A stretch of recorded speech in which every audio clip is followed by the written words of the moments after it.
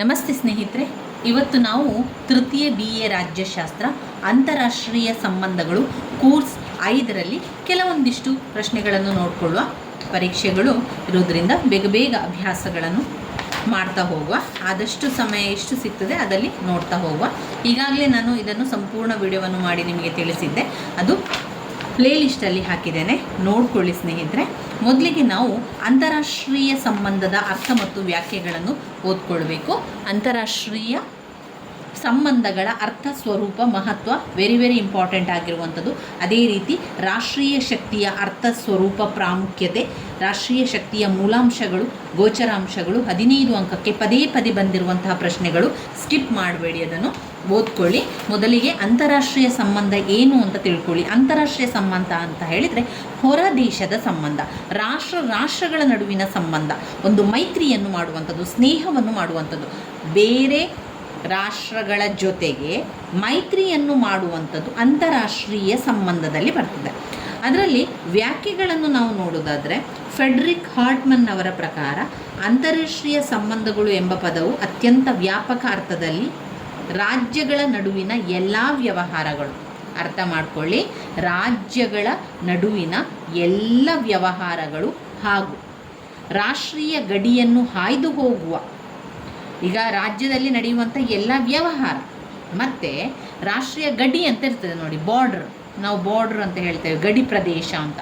ಆ ಗಡಿಯನ್ನು ದಾಟಿ ಹೋಗುವಂತಹ ಯಾರೇ ಆಗಿರ್ಬೋದು, ಜನ ಆಗಿರ್ಬೋದು, ಸರಕುಗಳಾಗಿರ್ಬೋದು, ವಿಚಾರಗಳಾಗಿರ್ಬೋದು, ಅವುಗಳನ್ನೆಲ್ಲ ಕೂಡ ಒಳಗೊಂಡಿರುವಂಥದ್ದೇ ಅಂತಾರಾಷ್ಟ್ರೀಯ ಸಂಬಂಧ ಅಂತ ಹೇಳಿದವರು ಯಾರು? ಫೆಡ್ರಿಕ್ ಹಾರ್ಟ್ಮನ್ ಅವರು ಹೇಳಿದ್ದಾರೆ. ಅಂತಾರಾಷ್ಟ್ರೀಯ ಸಂಬಂಧ ಎನ್ನುವಂಥದ್ದು ರಾಜ್ಯಗಳ ನಡುವಿನ ಎಲ್ಲ ವ್ಯವಹಾರಗಳು ಹಾಗೂ ರಾಷ್ಟ್ರೀಯ ಗಡಿಯನ್ನು ಹಾಯ್ದು ಹೋಗುವ ಜನ, ಸರಕುಗಳು, ವಿಚಾರಗಳೆಲ್ಲವೂ ಕೂಡ ಒಳಗೊಂಡಿರ್ತದೆ. ಕ್ವೀನ್ಸ್ ರೈಟ್ ಅವರ ಪ್ರಕಾರ ಅಂತಾರಾಷ್ಟ್ರೀಯ ಸಂಬಂಧಗಳನ್ನು ಬಲಯುತ ರಾಷ್ಟ್ರಗಳ ನಡುವಿನ ಸಂಬಂಧ ಅಂತ ಹೇಳ್ತಾರಂತೆ. ಬಲಯುತ ರಾಷ್ಟ್ರಗಳ ನಡುವಿನ ಸಂಬಂಧ ಅಂತ ಹೇಳುವಂಥದ್ದು. ಇವಿಷ್ಟು ವ್ಯಾಖ್ಯೆಗಳು ನೆನಪಲ್ಲಿಟ್ಕೊಳ್ಳಿ. ಇನ್ನು ವ್ಯಾಪ್ತಿ ಅಂತ ನೋಡುವುದಾದರೆ, ಅಂತಾರಾಷ್ಟ್ರೀಯ ವ್ಯಾಪ್ತಿ ಅಂತ ಬರುವಂಥದ್ದು ಎಲ್ಲ ವಿಚಾರಗಳು ಅದರೊಳಗೆ ಒಳಗೊಂಡಿರುವಂಥದ್ದು ಅಂತ ಹೇಳುವ ವಿಷಯದಲ್ಲಿ ನಾವು ಅವುಗಳನ್ನೇನು ಹೇಳ್ತೇವೆ, ಅದನ್ನು ವ್ಯಾಪ್ತಿ ಅಂತ ಹೇಳುವಂಥದ್ದು. ಆ ವ್ಯಾಪ್ತಿಯಲ್ಲಿ ಒಂದು ವ್ಯವಹಾರವನ್ನು ತಗೊಳ್ಳಿ, ರಾಷ್ಟ್ರಗಳ ಪರಸ್ಪರ ವ್ಯವಹಾರ. 2, ವಿದೇಶಾಂಗ ನೀತಿಯ ಅಧ್ಯಯನ. ನಾವು ವಿದೇಶಾಂಗದ ನೀತಿಯ ಅಧ್ಯಯನವನ್ನು ಮಾಡ್ತೇವೆ. ಈಗ ಅಂತಾರಾಷ್ಟ್ರೀಯ ಸಂಬಂಧ ಮಾಡುವಂಥದ್ದು ಅಂತ ಹೇಳುವುದಾದರೆ, ಹೊರದೇಶದ ರಾಷ್ಟ್ರದ ಜೊತೆಗೆ ಅಂದರೆ ಬೇರೆ ದೇಶ, ಫಾರಿನ್ ಕಂಟ್ರೀಸ್ನ ನಡುವಿನ ಸಂಬಂಧ. ನಮ್ಮ ದೇಶ ಭಾರತ ಮತ್ತು ಹೊರದೇಶದ ಇನ್ನಿತರ ಬೇರೆ ಎಲ್ಲ ದೇಶಗಳನ್ನು ಒಂದು ಮೈತ್ರಿಯನ್ನು ಮಾಡಿಕೊಳ್ಳುವಂಥದ್ದಾಗಿರ್ತದೆ. ಇದು ಒಂದು ವಿದೇಶಾಂಗ ನೀತಿಯ ಅಧ್ಯಯನ, ಒಂದು ವ್ಯವಹಾರ, ಒಂದು ವಿದೇಶಾಂಗ ನೀತಿಯ ಅಧ್ಯಯನವನ್ನು ಮಾಡುವಂಥದ್ದು. ಮತ್ತು ವಿದೇಶಾಂಗ ನೀತಿಯನ್ನು ರಚಿಸುವ ರಾಯಭಾರಿಗಳ ಹಕ್ಕು ಮತ್ತು ಸೌಲಭ್ಯಗಳು. ಅಲ್ಲಿ ರಾಯಭಾರಿಗಳು ಯಾರು ಒಂದು ಕಡೆಯಿಂದ ಇನ್ನೊಂದು ಕಡೆಗೆ ಹೋಗಿ ಅಲ್ಲಿ ಅವರು ಪರಸ್ಪರ ವಿಷಯಗಳನ್ನೆಲ್ಲ ವಿನಿಮಯ ಮಾಡ್ತಾರೆ, ಆ ರಾಯಭಾರಿಗಳಿದಾರಲ್ಲ, ಆ ರಾಯಭಾರಿಗಳ ಹಕ್ಕು ಮತ್ತು ಸೌಲಭ್ಯಗಳು ಕೂಡ ಈ ಒಂದು ಅಂತಾರಾಷ್ಟ್ರೀಯ ಸಂಬಂಧಗಳ ವ್ಯಾಪ್ತಿಯಲ್ಲಿ ಬರ್ತದೆ. ಇನ್ನು ಒಪ್ಪಂದಗಳು, ಭದ್ರತಾ ವ್ಯವಸ್ಥೆ, ದ್ವಿಪಕ್ಷೀಯ ಹಾಗೂ ಬಹುಪಕ್ಷೀಯ ಭದ್ರತಾ ವ್ಯವಸ್ಥೆ, ವಿಶ್ವಶಾಂತಿಯನ್ನು ಕಾಪಾಡುವಂಥದ್ದು, ಯುದ್ಧ ಮತ್ತು ಶಾಂತಿ, ಅಂತಾರಾಷ್ಟ್ರೀಯ ಸಂಬಂಧಗಳು, ಇನ್ನು ಸಂಧಾನ ಮಾಡುವಂಥದ್ದು, ಮಧ್ಯಸ್ಥಿಕೆ ಮಾಡುವಂಥದ್ದು, ನ್ಯಾಯಾಂಗ ತೀರ್ಮಾನಗಳನ್ನು ಮಾಡುವುದು, ಅಂತಾರಾಷ್ಟ್ರೀಯ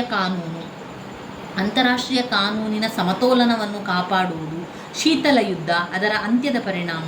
ನೋಡಿ, ಎಷ್ಟೋ ವಿಚಾರಗಳಿದೆ. ನಾವು ಅಂತಾರಾಷ್ಟ್ರೀಯ ಸಂಬಂಧದ ವ್ಯಾಪ್ತಿ ಅಂತ ಬಂದಾಗ ಎಷ್ಟೋ ಪಾಯಿಂಟ್ಸ್ಗಳನ್ನು ಹಾಕ್ಬೋದು. ಅವರಿಲ್ಲಿ 10 ಪಾಯಿಂಟ್ಸ್ಗಳನ್ನು ಕೊಟ್ಟಿದ್ರು ಕೂಡ ನಾವು ಒಂದು 15-20 ಪಾಯಿಂಟ್ಸ್ಗಳನ್ನು ಮಾಡ್ಕೊಳ್ಬೋದು. ಚಿಕ್ಕ ಪಾಯಿಂಟ್ಸ್ ಆಗಿ ತಗೊಳ್ಳಿ, ಅವುಗಳನ್ನೆಲ್ಲ ಚಿಕ್ಕ ಪಾಯಿಂಟ್ಸ್ ಆಗಿ ತಗೊಳ್ಳಿ. ಈಗ ಸಂಧಾನ ಕಾರ್ಯ ಮಾಡುವಂಥದ್ದು, ಮಧ್ಯಸ್ಥಿಕೆ, ನ್ಯಾಯಾಂಗ ತೀರ್ಮಾನ, ಇದೆಲ್ಲ ಕೂಡ ಅಂತಾರಾಷ್ಟ್ರೀಯ ಸಂಬಂಧದ ವ್ಯಾಪ್ತಿಯಲ್ಲೇ ಬರ್ತದೆ. ಯಾಕಂದರೆ ಒಂದು ಪರಸ್ಪರ ಸಂಬಂಧವನ್ನು ಮಾಡಿಕೊಳ್ತಾ ಇದ್ದೇವೆ ಅಂತಾದರೆ ಆ 2 ರಾಷ್ಟ್ರಗಳ ನಡುವೆ ಯಾವ ವಿಚಾರ ಬರ್ತದೆ? ಆ 2 ರಾಷ್ಟ್ರಗಳ ನಡುವೆ ಸಂಧಾನ ಮಾಡುವಂಥದ್ದು ಅಥವಾ ಯಾರೊಬ್ಬರು ಬಂದು ಮಧ್ಯಸ್ಥಿಕೆಯನ್ನು ಮಾಡುವಂಥದ್ದು, ಅವುಗಳ ನ್ಯಾಯಗಳನ್ನು ತೀರ್ಮಾನ ಮಾಡುವಂಥದ್ದು, ಇದೆಲ್ಲ ಕೂಡ ಅಂತಾರಾಷ್ಟ್ರೀಯ ವ್ಯಾಪ್ತಿಯಲ್ಲಿ ಬರುವಂಥದ್ದು. ಇನ್ನು ಅಂತಾರಾಷ್ಟ್ರೀಯ ಸಂಬಂಧಗಳ ಪ್ರಾಮುಖ್ಯತೆ ಅಥವಾ ಮಹತ್ವ ಅಂತ ಬಂದಾಗ, ಇದು 15 ಅಂಕಕ್ಕೆ ಹಲವು ಬಾರಿ ಕೇಳಿರುವಂತಹ ಪ್ರಶ್ನೆ. ಆದ್ದರಿಂದ ಗಮನವಿಟ್ಟು ಅದರ ಪಾಯಿಂಟ್ಸ್ಗಳನ್ನು ಕೇಳಿಕೊಳ್ಳಿ.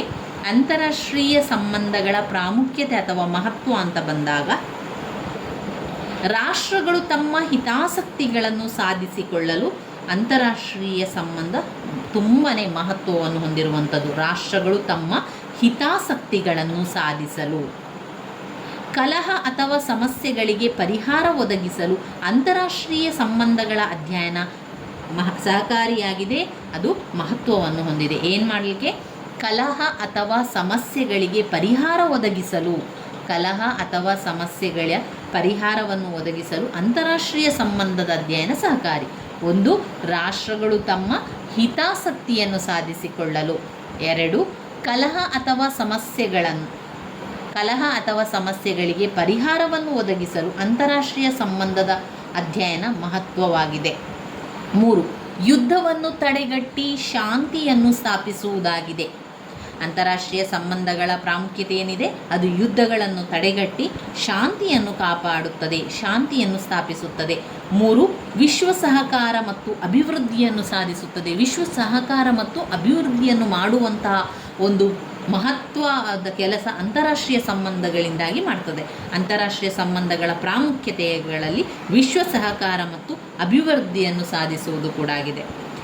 ಸಹಾಯದಿಂದ ರಾಷ್ಟ್ರೀಯತೆಯಲ್ಲಿರುವ ಗುಣದೋಷಗಳನ್ನು ತಿಳಿದುಕೊಳ್ಳಬಹುದಾಗಿದೆ. ಅಂತಾರಾಷ್ಟ್ರೀಯ ಸಂಬಂಧಗಳ ಅಧ್ಯಯನದಿಂದಾಗಿ ರಾಷ್ಟ್ರೀಯತೆಯಲ್ಲಿರುವ ಗುಣದೋಷಗಳನ್ನು, ರಾಷ್ಟ್ರೀಯತೆಯಲ್ಲಿ ಏನು ಗುಣ ಇದೆ, ಏನು ದೋಷಗಳಿದೆ, ಅದನ್ನೆಲ್ಲ ತಿಳ್ಕೊಳ್ಳಿಕ್ಕೆ ಅಂತಾರಾಷ್ಟ್ರೀಯ ಸಂಬಂಧ ಪ್ರಾಮುಖ್ಯತೆ ತುಂಬಾ ಮುಖ್ಯವಾಗಿರುವಂಥದ್ದು. ಇದು ಅಂತಾರಾಷ್ಟ್ರೀಯ ಸಂಬಂಧಗಳ ಅಧ್ಯಯನದಿಂದ ಏನಾಗ್ತದೆ? ರಾಷ್ಟ್ರೀಯತೆಯಲ್ಲಿರುವ ಗುಣದೋಷಗಳನ್ನು ತಿಳಿದುಕೊಳ್ಳಲು ಸಹಕಾರಿಯಾಗಿದೆ. ಇನ್ನು 5ನೇ ಪಾಯಿಂಟ್, ನಾಗರಿಕರು ತಮ್ಮ ಕರ್ತವ್ಯಗಳನ್ನು ಸರಿಯಾಗಿ ನಿರ್ವಹಿಸಬೇಕಾದರೆ ರಾಷ್ಟ್ರೀಯ ಪ್ರಜ್ಞೆಯೊಂದಿಗೆ ಅಂತಾರಾಷ್ಟ್ರೀಯ ಪ್ರಜ್ಞೆ ಬೆಳೆಸಿಕೊಳ್ಳುವುದು ಅವಶ್ಯಕತೆ ಇದೆ. ನಾಗರಿಕರು ತಮ್ಮ ಕರ್ತವ್ಯಗಳನ್ನು ಸರಿಯಾಗಿ ನಿರ್ವಹಿಸಬೇಕಾದರೆ ರಾಷ್ಟ್ರೀಯ ಪ್ರಜ್ಞೆಯೊಂದಿಗೆ ಅಂತಾರಾಷ್ಟ್ರೀಯ ಪ್ರಜ್ಞೆಯನ್ನು ಬೆಳೆಸಿಕೊಳ್ಳುವುದು ಅವಶ್ಯಕ. 6ನೇ ಪಾಯಿಂಟ್, ಸಾಂಪ್ರದಾಯಿಕ ಪರಮಾಧಿಕಾರ ತತ್ವವು ಆಧುನಿಕ ಅಂತಾರಾಷ್ಟ್ರೀಯ ವಾಸ್ತವಿಕತೆಗೆ ಹೊಂದಾಣಿಕೆ ಆಗುವುದಿಲ್ಲ ಎಂಬುದನ್ನು ತಿಳಿದುಕೊಳ್ಬೋದು. ಸಾಂಪ್ರದಾಯಿಕ ಪರಮಾಧಿಕಾರ ತತ್ವವು ಆಧುನಿಕ ಅಂತಾರಾಷ್ಟ್ರೀಯ ವಾಸ್ತವಿಕತೆಗೆ ಹೊಂದಾಣಿಕೆ ಆಗುವುದಿಲ್ಲ. ಜನರು ವಿಜ್ಞಾನ ಮತ್ತು ತಾಂತ್ರಿಕತೆಯ ಸಹಾಯವನ್ನು ಪಡೆದು ತಮ್ಮ ಸಮಸ್ಯೆಗಳನ್ನು ಆಳವಾಗಿ ಅರ್ಥ ಮಾಡಿಕೊಳ್ಳಬಹುದು. ಜನರು ವಿಜ್ಞಾನ ಮತ್ತು ತಾಂತ್ರಿಕತೆಯ ಸಹಾಯವನ್ನು ಬಳಸಿಕೊಂಡು ತಮ್ಮ ಸಮಸ್ಯೆಗಳನ್ನು ಆಳವಾಗಿ ಅರ್ಥ ಮಾಡಿಕೊಂಡು ಶಾಂತಿಯುತವಾಗಿ ಜೀವನವನ್ನು ನಡೆಸಲು ಅಂತಾರಾಷ್ಟ್ರೀಯ ಸಂಬಂಧ ತುಂಬನೇ ಸಹಾಯ ಮಾಡ್ತದೆ. ಅಂತಾರಾಷ್ಟ್ರೀಯ ಸಂಬಂಧಗಳ ಅಧ್ಯಯನ ಇತರ ಸಮಾಜಶಾಸ್ತ್ರಗಳನ್ನು ಯಾವ ಉದ್ದೇಶಗಳಿಂದ ಅಭ್ಯಾಸ ಮಾಡಲಾಗುತ್ತಿದೆಯೋ ಅದೇ ಉದ್ದೇಶದಿಂದ ಅಂತಾರಾಷ್ಟ್ರೀಯ ಸಂಬಂಧಗಳ ಅಧ್ಯಯನವನ್ನು ಮಾಡಬೇಕಾಗಿದೆ. ವಿಶ್ವ ಉತ್ತಮ ಜನರ ಉತ್ತಮ ರೀತಿಯಿಂದ ಅರಿತುಕೊಂಡಷ್ಟು ವಿಶ್ವಕ್ಕೆ ಒಳ್ಳೆಯದಾಗುತ್ತದೆ ಎಂಬ ನಂಬಿಕೆ ಹುಟ್ಟಿಸುವ ಅಂತಾರಾಷ್ಟ್ರೀಯ ಸಂಬಂಧಗಳ ಅಧ್ಯಯನವು ಬಹಳ ಮಹತ್ವವನ್ನು ಪಡೆದಿದೆ. 9ನೇ ಪಾಯಿಂಟ್, ಜಗತ್ತನ್ನು ವಿನಾಶದಿಂದ ರಕ್ಷಿಸಬೇಕಾದರೆ ನಿಶಸ್ತೀಕರಣಕ್ಕಾಗಿ ಮತ್ತು ಅಣ್ವಸ್ತ್ರದಿಂದ ವಿರುದ್ಧ ಜನರಲ್ಲಿ ಜಾಗೃತಿಯನ್ನು ಮೂಡಿಸಬೇಕು. ಜಗತ್ತನ್ನು ವಿನಾಶದಿಂದ ರಕ್ಷಿಸಬೇಕಾದರೆ ನಿಶಸ್ತೀಕರಣಕ್ಕಾಗಿ ಮತ್ತು ಅಣ್ವಸ್ತ್ರದಿಂದ ವಿರುದ್ಧ ಜನರಲ್ಲಿ ಜಾಗೃತಿಯನ್ನು ಮೂಡಿಸಬೇಕು. 10ನೇ ಪಾಯಿಂಟ್, ವ್ಯಕ್ತಿ ನಿರ್ದಿಷ್ಟ ಸನ್ನಿವೇಶವೊಂದರಲ್ಲಿ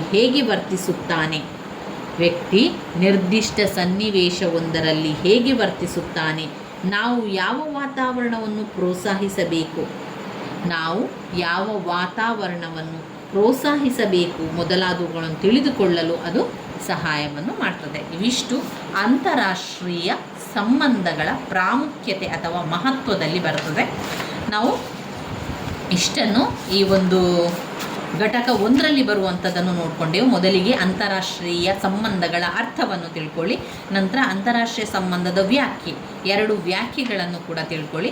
ಅದಾದ ಮೇಲೆ ಅಂತಾರಾಷ್ಟ್ರೀಯ ಸಂಬಂಧದ ವ್ಯಾಪ್ತಿಯನ್ನು ಹೇಳಿ, ಅದರಲ್ಲಿ ವ್ಯವಹಾರ, ವಿದೇಶಾಂಗ ನೀತಿ, ಸಂಧಾನ, ಮಧ್ಯಸ್ಥಿಕೆ, ನ್ಯಾಯಾಂಗ ತೀರ್ಮಾನ, ಶೀತಲ ಯುದ್ಧ, ಆಮೇಲೆ ಅಂತಾರಾಷ್ಟ್ರೀಯ ಕಾನೂನು, ಭದ್ರತಾ ವ್ಯವಸ್ಥೆ, ಒಪ್ಪಂದಗಳು, ದ್ವಿಪಕ್ಷೀಯ ಬಹುಪಕ್ಷೀಯ ಭದ್ರತಾ ವ್ಯವಸ್ಥೆ, ಆಮೇಲೆ ಪ್ರಾದೇಶಿಕ ಸಂಸ್ಥೆಗಳು, ರಾಯಭಾರಿಗಳ ಹಕ್ಕು ಸೌಲಭ್ಯಗಳು, ಇದೆಲ್ಲ ಕೂಡ ಅಂತಾರಾಷ್ಟ್ರೀಯ ಸಂಬಂಧದ ವ್ಯಾಪ್ತಿಯಲ್ಲಿ ಬರುವಂತಹ ಪಾಯಿಂಟ್ಸ್ಗಳಾಗಿದೆ.